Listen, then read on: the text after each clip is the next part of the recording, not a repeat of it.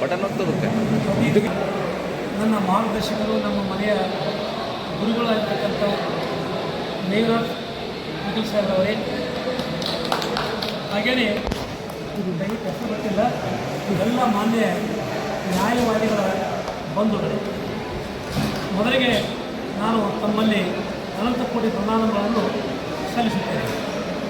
ಇವತ್ತು ನಾನು ಕಲಬುರಗಿಗೆ ಆಕಸ್ಮಿಕವಾಗಿ ನಮ್ಮ ಗುರು ಹತ್ತಿರ ಒಂದು ರಾಷ್ಟ್ರೀಯ ಕೆಲಸ ನಿಮಿತ್ತವಾಗಿ ನಾನು ಭೇಟಿ ಮಾಡಲಿಕ್ಕೆ ಬಂದೆ. ಬಟ್ ಇಲ್ಲಿ ಆಗಿದ್ದೇನೆ ಒಂದು ಬೇರೆಯೇ. ನಾನು ಏನೋ ಅಂದ್ಕೊಂಡಿಲ್ಲ, ಈ ರೀತಿ ನನಗೆ ಮಾನವ ಸನ್ಮಾನ ಸಿದ್ಧತೆಗಳು ನಾವು ಹೊಟ್ಟೆ ಅಂದ್ಕೊಂಡಿಲ್ಲ. ಬಹುತೇಕ ಜನ ಜೀವನದಲ್ಲಿ ಮೊದಲೇ ಇರ್ತಕ್ಕಂಥ ಶಾಲೆ ಕಾಲೇಜುಗಳಲ್ಲಿ ಸ್ವಾತಂತ್ರ್ಯ ಸನ್ಮಾನ ಆಗ್ಯಾವ. ಬಟ್ ಈ ಒಂದು ನ್ಯಾಯಾಲಯದಲ್ಲಿ ಇವತ್ತು ಇಂಥ ಬುದ್ಧಿಜೀವಿಗಳ ಒಂದು ಸಮ್ಮುಖದಲ್ಲಿ ಈ ಮಟ್ಟದ ಒಂದು ಇವತ್ತು ಸನ್ಮಾನ ನನಗೆ ಬರುತ್ತದೆ ಅಂತ ಹೇಳಿಬಿಟ್ರೆ ಅದು ನನ್ನ ಸೌಭಾಗ್ಯ ಅಂತ ಕೂಡ ನಾನು ಹೇಳಲಿಕ್ಕೆ ಇಷ್ಟಪಡ್ತಿಲ್ಲ. ಅಂದರೆ ಅವರು ನಾವು ಒಂದೇ ಅವರೇ, ನಾವು ಬಾಲ್ಯ ಜೀವನವನ್ನು ಜೂಡಿರ್ತವ್ರು. ಮುಂದೆ ಅವರು ಮೈಸೂರಿನಲ್ಲಿ ಕೇಸ್ ನಡೆಸಿ ಕಂಡಕ್ಟ್ ಕೆಲಸ ಮಾಡ್ತಾರೆ BSc.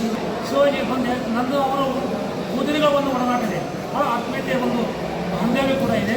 ಹಾಗಾಗಿ ಅವರು ಹೇಳಿದರು, ಸರ್ ನನಗೇನೋ ಗೊತ್ತಿಲ್ಲ, ನೀವು ನಿವೃತ್ತಾಗಿದ್ದು ನಾನು ಮನೆಯಲ್ಲಿ ನಾವು ಬರೋದು ಕೊಟ್ಟು ಕಳಿಸೋದು ಮಾಡಿದ್ದೆ, ಅದು ಸ್ವಲ್ಪ ಕಲಿಸೋದಿಲ್ಲ.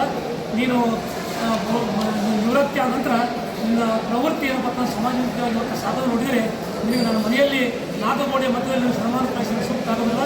ನಾನು ಡಿಸ್ಟಿಕ್ ಕೋರ್ಟಿಗೆ ಕರ್ಕೊಂಡು ಹೋಗಿ ನಮ್ಮ ಸೋದರಿಗಳ ಬಾಂಧವರ ಒಂದು ಸಮ್ಮುಖದಲ್ಲಿ ನಾನು ಮಾಡಿ ಕಳಿಸ್ಕೊಂಡು ನಾನು ಹಂಬಾಗಿ ಅಂತ ಹೇಳಿದೆ. ನಾನು ಭಾಳ ಬೇಡ ಗುರುಗಳೇ, ಆ ಮಟ್ಟದ ವ್ಯಕ್ತಿಯೂ ಅಲ್ಲ ಕೂಡ ನಾನು ಒತ್ತಾಯ ಮಾಡಬೇಡಿ, ಸುಮ್ಮನೆ ಈ ಪ್ರೀತಿಗೆ ಇಲ್ಲೇ ಒಂದು ಶಾಲಾ ಹಾಕಿ ಕಳಿಸಂತ ಕೊನೆ ಕೇಳ್ಕೊಂಡು ಕೂಡ ಅವ್ರು ಒಪ್ಪಲಿಲ್ಲ. ಕೊನೆಗೆ ನಾನು ಕರ್ಕೊಂಡ್ಬಂದಿನಿ, ತಮ್ಮ ಸಮ್ಮುಖದಲ್ಲಿ ಮಾಡಿರಲ್ಲ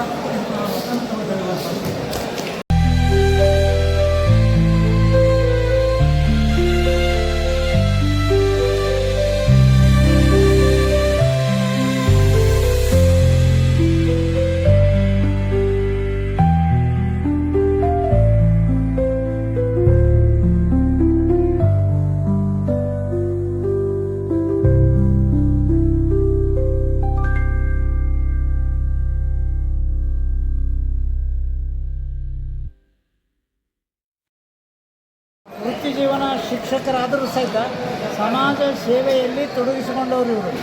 ಆ ಸಮಾಜ ಸೇವೆಯನ್ನು ನಾನು ಗುರುತಿಸಿ ಇವತ್ತು ವಕೀಲ ಮಿತ್ರರು ನಡುವೆ ಅವ್ರನ್ನ ಸನ್ಮಾನವನ್ನು ಆಸೆಯಿಂದ ನಾನು ಅವರಿಗೆ ಇಲ್ಲಿ ಆಹ್ವಾನ ಮಾಡಿದ್ದೇನೆ. ತಾವೆಲ್ಲರೂ ತಮ್ಮೆಲ್ಲರಿಗೂ ಧನ್ಯವಾದಗಳನ್ನು ಈ ಸಂದರ್ಭದಲ್ಲಿ ವಿನಂತಿಯನ್ನು ಮಾಡ್ಕೊತೇನೆ.